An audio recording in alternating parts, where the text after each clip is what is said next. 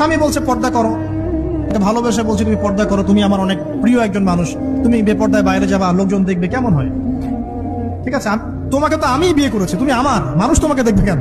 প্রিয় মা ও বোনেরা, পর্দা ছাড়বেন না।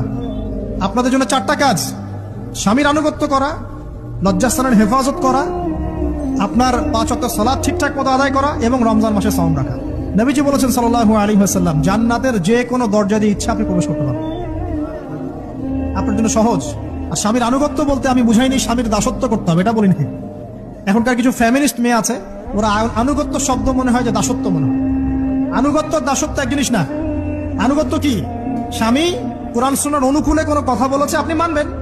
আর ওই স্বামী যদি বলে আসো তো আমার কলিগরা এসেছে, ওকে খাবার সার্ভ করতে হবে, আসো খাবারটা পরিবেশন করো, এখন আপনি বেপর্দা হয়ে আপনার স্বামীর কলিগের সামনে খাবার পরিবেশন করতে শুরু করলেন, এটা কি আনুগত্য করতে হবে? এটা তখন আপনি আনুগত্য করবেন না।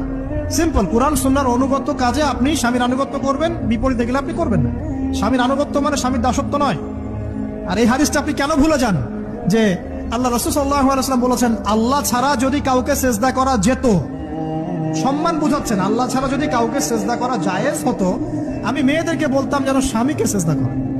কেন? কারণ আপনাকে রেসপন্সিবিলিটি, আপনার খাবার, আপনার ফুড, আপনার শেল্টার, আপনার মানে পুরো দায় দায়িত্ব নিজের হাড় ভাঙা পরিশ্রম দিয়ে, জীবনের ঝুঁকি নিয়ে স্বামী আপনার জন্য করে।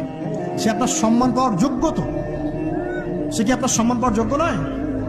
আপনি যদি সম্মানের হক আদায় না করতে পারেন তাহলে আপনি অকৃতজ্ঞ।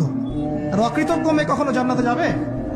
একটা হাদিসে আছে, বেশিরভাগ মেয়ে জাহান্নামে যাওয়ার অন্যতম কারণ হচ্ছে তারা স্বামীর সাথে কুফরি করে। কি করে? মানে সারা জীবন স্বামী ভালোবেসে যায়, ভরণ পোষণ দিয়ে যায়, সব চাহিদা পূরণ করে যায়, একদিন দেখবেন কথা কাটাকাটি হয়েছে, ওই দিন বলে বসবে যে তোমার কাছে আমি কিচ্ছু পাই নাই সারাদিন।